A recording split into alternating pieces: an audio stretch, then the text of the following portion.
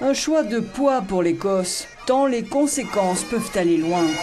Et combien l'identité, question hautement émotionnelle, a pu peser sur la décision des Écossais, car le pays regorge de traditions qu'ils cultivent, mais cela n'empêche pas les tiraillements entre plusieurs références identitaires.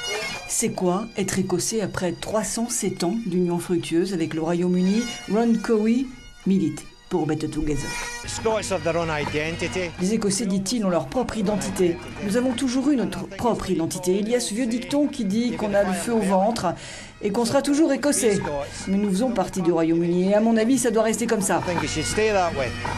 Symbole écossais internationalement connu et bu, le whisky.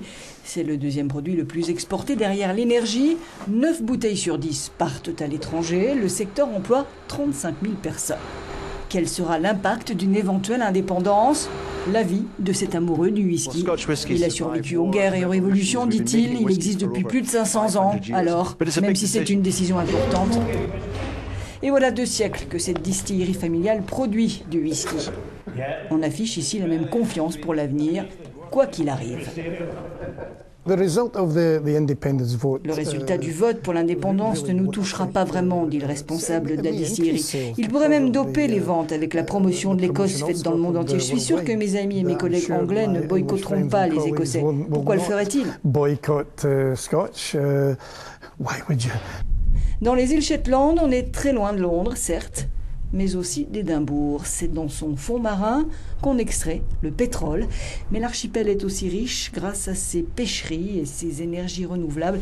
Or, pour ses descendants des Vikings, la question de l'identité écossaise reste floue. Ici, c'est plutôt de la bière que l'on boit. Dans les Shetland, on n'a pas tant que ça l'esprit traditionnel écossais, dit cet habitant. On porte très peu le kilt, des choses comme ça. On n'a pas tant de choses en commun avec les Écossais, dit-il. Quel rapport à l'identité peut-on avoir lorsque l'on habite et travaille à Glasgow et que l'on est issu de l'immigration? Selon une étude, 94% des immigrants s'identifient davantage à l'Écosse, plus ouverte aux étrangers que le reste du Royaume-Uni.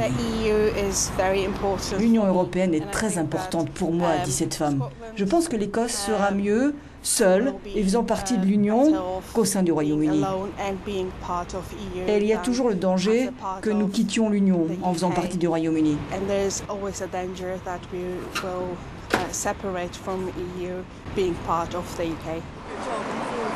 Le choix de l'avenir repose seulement sur les résidents en Écosse. Quelques 4 millions de personnes dont la décision, c'est sûr, s'inscrira dans les livres d'histoire.